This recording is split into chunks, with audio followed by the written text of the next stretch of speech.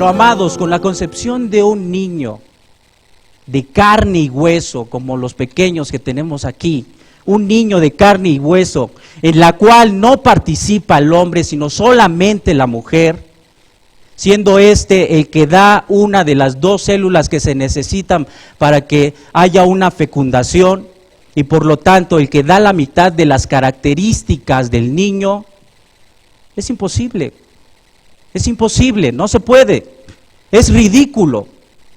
Muchas veces han criticado esta parte de la sección de las Escrituras. Solo sucede en películas, es algo fuera de la realidad.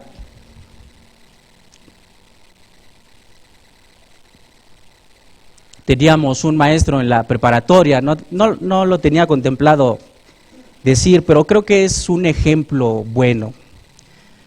Un maestro en la preparatoria que era de artes o no recuerdo, pero este maestro decía: Dios permite los tríos. Dios permite los tríos. ¿Por qué? Pues porque estuvo José, estuvo Eva y estuvo el Espíritu Santo. ¡Qué blasfemia! ¡Qué mente tan torcida tiene este hombre! ¡Qué terrible! Pero ¿sabe qué es lo más triste? Que nosotros alguna vez estuvimos así.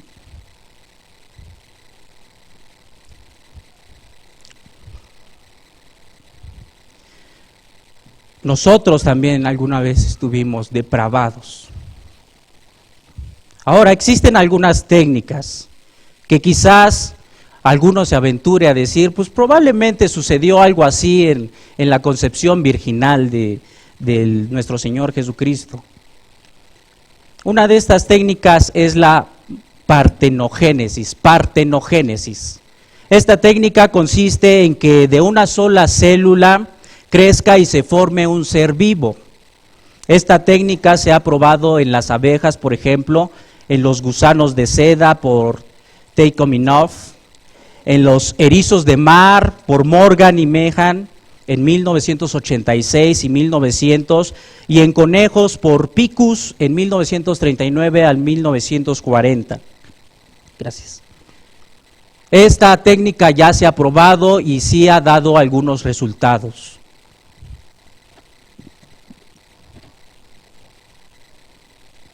Ahora, esta partenogénesis no es posible en el nacimiento del Señor Jesucristo, y le voy a decir por qué. La célula que se utiliza en esta técnica solamente es de una mujer, de un ovario, hablando de un mamífero. Y como la mujer tiene cromosoma XX, solamente va a producir a una mujer, si es que se pudiera comprobar en seres humanos. Las mujeres, ustedes mujeres, solamente tienen cromosomas XX y producirían con esta técnica de partenogénesis solamente mujeres. En el caso del experimento de los conejos, por ejemplo, solamente salieron puras conejas, puras hembras, conejas. Es decir, para que pudiera existir un hombre, para que se pudiera generar un hombre, a fuerza se necesita el esperma y el ovario en el caso de los mamíferos. ¿Por qué? Porque el hombre produce cromosomas Y y cromosomas X. Por eso muchas veces dicen que los hombres somos los que decidimos los sexos de los hijos. Bueno, entonces por eso María no pudo haber producido un hombre si se hubiera comprobado este tipo de técnicas. Solamente hubiera producido una mujer, no un hombre. Entonces queda descartada este tipo de técnicas. Por esta razón, el nacimiento virginal de Cristo no fue por medio de la partenogénesis. María solo hubiera producido una pequeña niña. La conclusión es que no puede quedar embarazada una mujer si no existe un hombre o una mujer. Y eso lo hemos comprobado en más de 2000 años, más de 3000, 4000, 5000 años. Siempre debe de haber un hombre y una mujer para que exista un embarazo. Entonces, ¿qué pasó? ¿Qué sucedió? ¿Qué es lo que pasó? ¿Qué es lo que hizo Dios?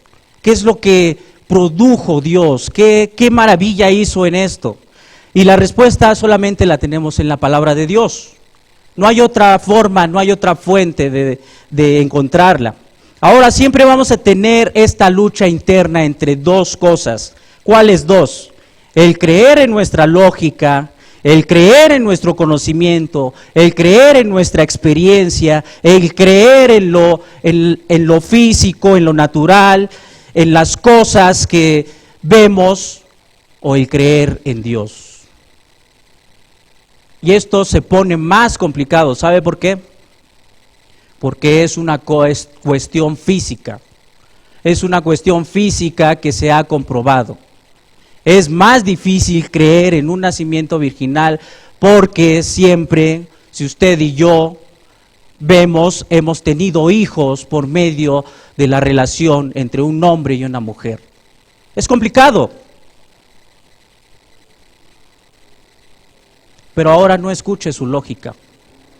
No escuche su lógica. No escuche sus prejuicios, sino escuche lo divino, lo santo, lo poderoso que puede ser nuestro Dios. Y vemos dos actores principalmente en este nacimiento. Y el primer actor es la obra de María. La obra de María, primer punto, la obra de María, y lo vemos en el versículo 34. Por favor, vaya al versículo 34. Entonces María dijo al ángel: ¿cómo será esto? Pues no conozco varón. Es lógico. María sabía que solamente podría producir un hijo si tenía a un varón, si tenía relaciones con un hombre. No conocía a José. Todavía no habían tenido relaciones, no estaban casados, solamente tenían un compromiso muy fuerte de 1 año que no se podía romper a menos que hubiera una fornicación de alguno de los dos lados o que hubiera alguna muerte. ¿Y sabe cuál fue la obra de María en la concepción divina? Se lo voy a resumir. Ninguna obra María realizó. Ninguna obra. Nada tuvo que hacer María. Ella no hizo nada.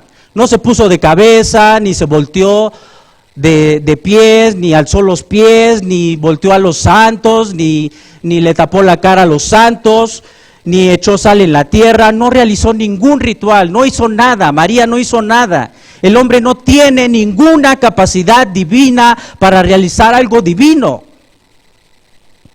Por el contrario, Dios puede utilizar a cualquier hombre que desee para su maravillosa obra. ¿Quiere una prueba de esto? Usted está aquí y yo estoy aquí. Si usted es verdadero creyente, Dios lo está utilizando de una forma maravillosa para su propósito. María era una pieza clave para su propósito. Ahora, recordemos que el doctor Lucas escribió su libro inspirado por el Espíritu Santo, pero él realizó su investigación meticulosamente en los testigos oculares que estuvieron ahí. Lucas 1:3 lo dice. Y la única persona que estuvo presente cuando el ángel se le apareció a María, ¿sabe quién fue? Solo María. Solo María estaba ahí. ¿Y ha notado que en el relato María no se exalta en ninguna forma? María no se exalta en ninguna forma. No, porque María era humilde. María conocía el Antiguo Testamento. María tenía conocimiento de quién era Dios por medio de sus padres. Y Lucas escribe para que veamos la obra maravillosa que Dios está haciendo en la vida de María. No es al revés, hermanos. No caigamos del otro lado como los católicos. No caigamos en la adoración de María. Lo vimos las predicaciones pasadas con la mariología, que es una herejía satánica. para que veamos la misericordia de Dios y el poder de Dios manifestado en la vida de María. Por esta razón, lo único que pudo preguntar María, ¿cómo será esto? ¿Cómo va a ser esto? Señor, mi mente está limitada y es torpe. Estoy asombrada por esta noticia. ¿Cómo puede suceder todo esto? Señor, ni siquiera he tenido intimidad con algún hombre. ¿Cómo será esto? Por favor, explícame, te lo pido. Es una condición humilde. Y esta es una actitud ejemplar, hermanos.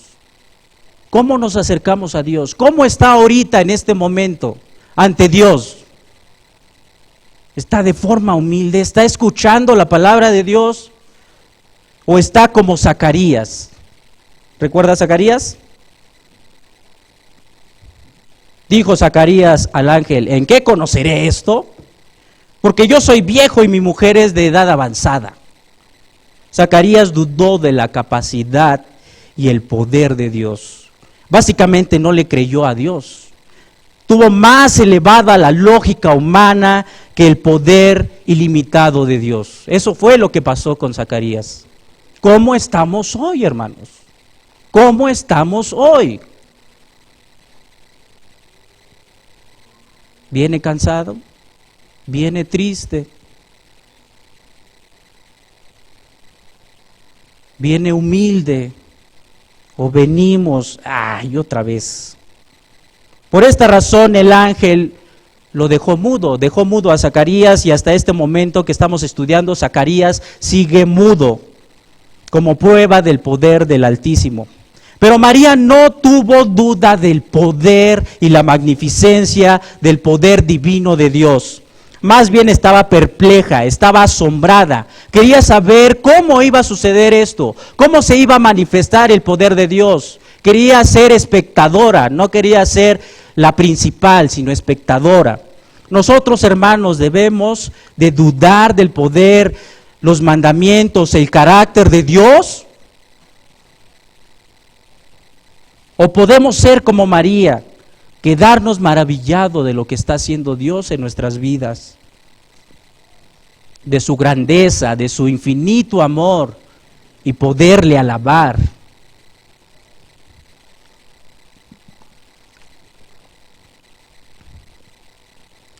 Esta actitud de María es una actitud de una persona que tiene completa fe en la obra de Dios. Completa fe en la obra de Dios. El creyente genuino se mata a sí mismo para que Dios actúe en su vida. Podríamos resumirlo así. Esta fue la obra de María, ser una observadora de las maravillas de Dios. Una observadora, no hizo nada. Y es la primera prueba de un nacimiento virginal y divino. Ni María ni José tuvieron nada que ver con esta concepción divina. Y ahora pasemos a nuestro segundo punto, la obra del Espíritu Santo. La obra del Espíritu Santo, y lo vemos en el versículo 35. Dice así: respondiendo el ángel le dijo: el Espíritu Santo vendrá sobre ti y el poder del Altísimo te cubrirá con su sombra, por lo cual también el santo ser que nacerá será llamado Hijo de Dios.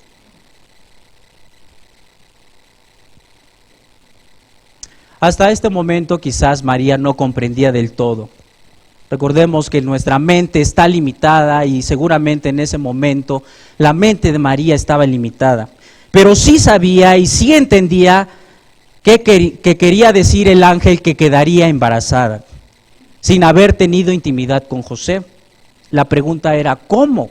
¿Cómo va a suceder? Y el ángel le responde, y el primer acto para este nacimiento virginal fue: el Espíritu Santo vendrá sobre ti. Vendrá sobre ti. Recordemos que el Espíritu Santo, déjeme darle un contexto del Espíritu Santo, cómo actúa más o menos el Espíritu Santo en el Antiguo Testamento. El Espíritu Santo de Dios se movía sobre la faz de la tierra en Génesis 1:2. Estuvo presente en la creación del hombre Entonces dijo Dios, hagamos al hombre a nuestra imagen. Ahí estaban consideradas las tres personas, Dios, el Espíritu Santo y el Señor Jesucristo. Génesis 1:26. Entraba y salía del hombre que era elegido para una misión específica y les dotaba de habilidades, sean físicas o mentales, como Sansón, el rey David, los profetas del Antiguo Testamento, Moisés. El Espíritu Santo estaba activo. Los creyentes fueron llenos del Espíritu Santo en el Pentecostés para predicar la palabra a todas las naciones. Lo vemos en Hechos 2:4. El Espíritu Santo está en nosotros, los creyentes, y somos templo del Espíritu Santo, según 1 Corintios 6:19. Somos llenos del Espíritu Santo cuando creemos en el Señor Jesucristo. Efesios 1:13. Por eso podemos entender las Escrituras. Por eso podemos comprender las cosas celestiales y predicar el Evangelio a los gentiles. Lo vemos en 1 de Tesalonicenses 1:5. No por nosotros mismos, hermanos. No por nosotros mismos, sino por el Espíritu Santo. Entonces, el Espíritu Santo fue un agente en el principio de la creación y ahora en nuestro pasaje que estamos estudiando nuevamente es un agente creador. No del Señor Jesucristo, sino de un cuerpo, cuando llega al cuerpo de María. En ninguna parte de las Escrituras es mencionado que la concepción fue por medio de un hombre y una mujer. La concepción del Señor Jesucristo fue por medio de la mujer y el Espíritu Santo, pero no de una forma tradicional como la conocemos, hermanos, sino de una forma divina, de una forma sublime, de una forma santa, de una forma digna de un Dios vivo. Y lo reafirma con el segundo enunciado. Y el poder del Altísimo te cubrirá con su sombra. Esto es hermoso, es una imagen hermosa. El Espíritu Santo es Dios mismo, no es que son dos dioses o tres dioses con el Señor Jesucristo. Son tres personas y un solo Dios. Así es nuestro Señor Jesucristo. Las tres personas están actuando o iban a actuar en el cuerpo de María. Ahora, la palabra sombra viene de la palabra episquiazo. Y esto quiere decir arrojar una sombra sobre. Arrojar una sombra sobre. Epi, sobre. Skia, sombra. Cubrir, es como cubrir. Si tuviéramos unas sábanas y yo se las aventara, sería cubrir, como cubrirlos. Se utiliza en tres pasajes, por ejemplo, en la nube resplandeciente en la transfiguración. Recuerda este pasaje en Mateo 17:5, Marcos 9:7 o en Lucas 9:34. Algo asombroso. La transfiguración fue como si estuviera cubriendo a los discípulos elegidos que el Señor Jesucristo había llamado para estar en íntima comunión con Él. Esto es cuando ven la gloria del Señor Jesucristo. También se traduce como influir. Ahora ponga esta hermosa imagen en su mente, hermanos. El Dios Todopoderoso, el Dios creador de lo invisible y de lo visible, el Dios poderoso, el Dios omnipotente, bajaría a María, a un cuerpo limitado, y con todo su poder creador influiría en el vientre de María. Estaría ahí actuando de una forma rápida.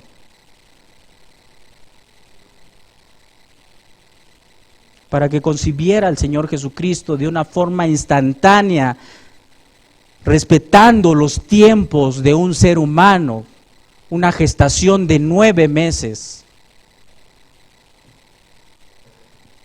Un pequeño niño, ahí en el vientre de esta joven, que fue creciendo poco a poco, que fue sintiendo incomodidades, que fue pateando, que fue golpeando porque ya no cabía.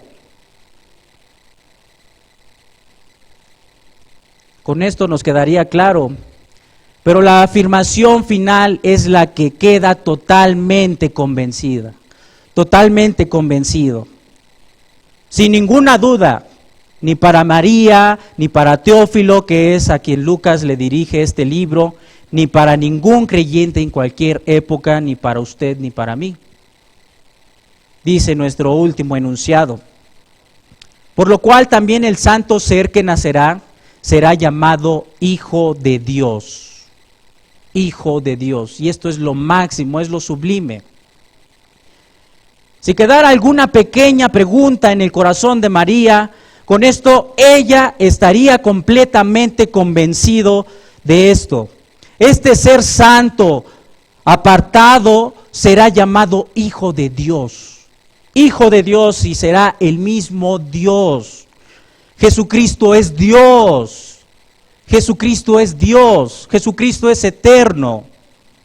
Para el pensamiento judío, el decir que es Hijo de Dios es ser el mismo Dios.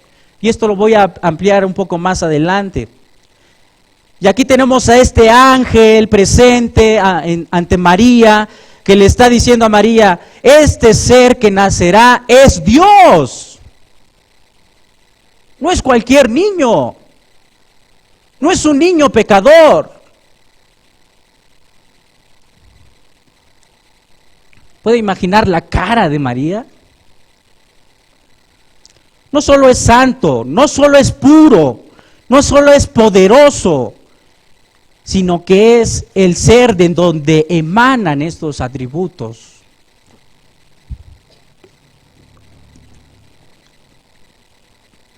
Es el ser de donde se producen estos atributos, es Dios.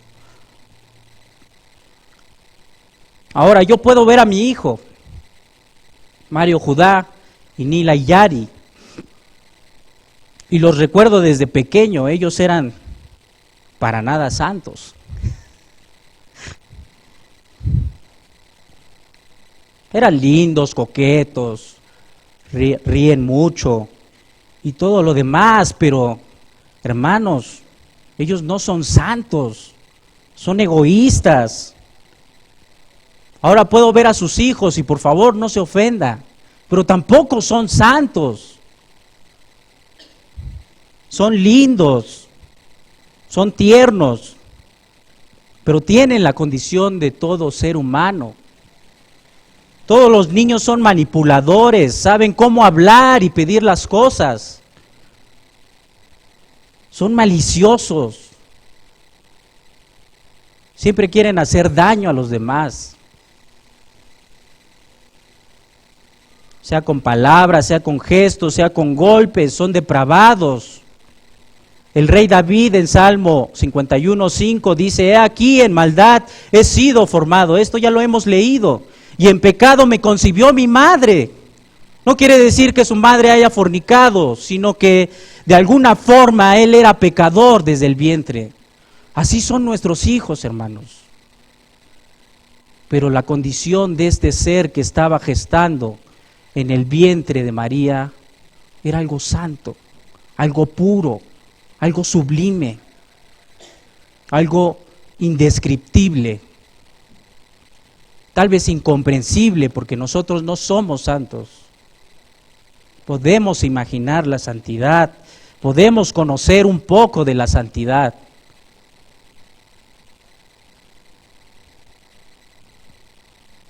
No sé cómo se transmite el pecado de generación en generación, en genes, en sangre, de alguna otra forma, pero Dios dice: todos pecamos y estamos destituidos de la gloria de Dios, Romanos 3:23.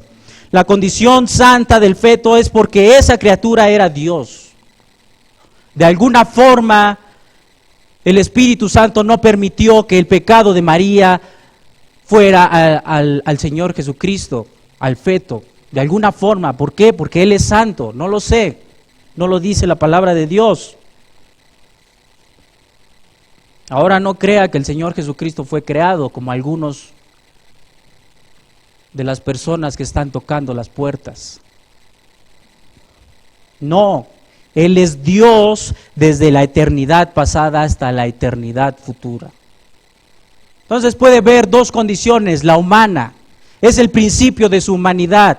Cuando llega el Espíritu Santo y entra, está en el cuerpo de María y se empieza a formar este pequeño ser. Esa es la humanidad, 100% humano. Y vamos a ver lo divino. Por favor, vaya a Primera de Juan 1, ya lo hemos estudiado con nuestro hermano Luis. Primera de Juan 1.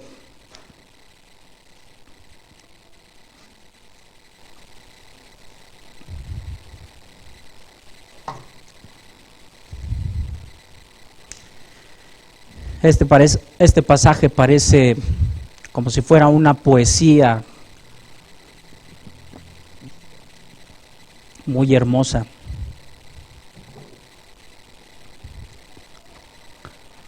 Dice así: en el principio era el Verbo. El Verbo se refiere al Señor Jesucristo. Y el Verbo era con Dios, estaba con Dios, y el Verbo era Dios, era el mismo Dios. Este era el principio con Dios, y todas las cosas por Él fueron hechas, y sin Él nada de lo que ha sido hecho fue hecho. En Él estaba la vida, y la vida era la luz de los hombres. La luz en las tinieblas resplandece, y las tinieblas no prevalecieron contra ella. Puede ver la eternidad del Señor Jesucristo. El Señor Jesucristo no fue creado. El Señor Jesucristo es eterno. Y el Señor Jesucristo fue 100% hombre. Hebreos 1:3. No lo busque, se lo voy a leer. El cual, siendo el resplandor de su gloria y la imagen misma de su sustancia. Jesucristo es nuestro Dios. Ahora, los judíos sabían que el Mesías procedería de la línea del linaje de David. Eso lo conocían los judíos, los estudiosos de la palabra. Lo vimos en la predicación pasada. Jesucristo podía decir todas las veces que quisiera que era descendiente de David. Yo soy descendiente de David. No hay ningún problema. No había ninguna situación. El problema surgió cuando el Señor Jesucristo proclamaba que era hijo de Dios.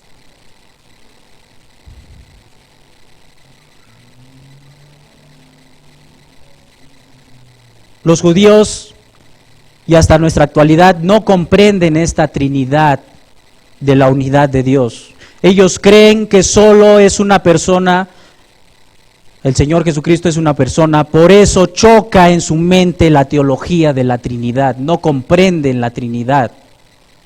Por esta razón crucificaron al Señor Jesucristo. Hay muchos chistes de los judíos hacia el Señor Jesucristo. Lo llaman loco. Esta es la razón más fuerte del judío para no creer en el Señor Jesucristo. Y de verdad que es muy triste, hermanos. Pero si Dios no les concede a través de su Espíritu que crean en el Señor Jesucristo, no van a entender. No comprenden. Y esta es la razón por la cual nosotros creemos en Dios. En un Dios encarnado, en un Dios que es parte de la Trinidad, en el nacimiento virginal. Son fundamentos de nuestra fe, hermano. Son fundamentos esenciales de nuestra fe. Y están en la Biblia. Y debemos defender este tipo de doctrina, hermanos. Si usted no cree en el nacimiento virginal, entonces no puede creer en una salvación. Sin un nacimiento virginal no habría una salvación. Es el principio de su humanidad del Señor Jesucristo, para cumplir los más altos estándares que Dios había exigido al hombre para el perdón de sus pecados y que solo un ser divino podría cumplir, siendo el Señor Jesucristo 100% Dios y 100% hombre, cumpliendo las dos partes. Resumiendo lo que hemos visto hasta ahorita, María no hizo nada para la concepción virginal. Solo obedeció, fue observadora y se sometió. El Espíritu Santo realizó toda esta obra maravillosa de la concepción virginal y permaneció en María. Como dice Lucas 1:37, porque nada hay imposibles para Dios. Oremos.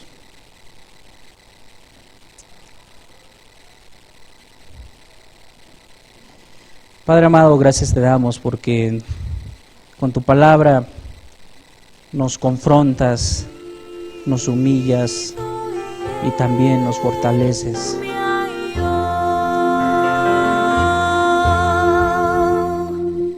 Gracias por este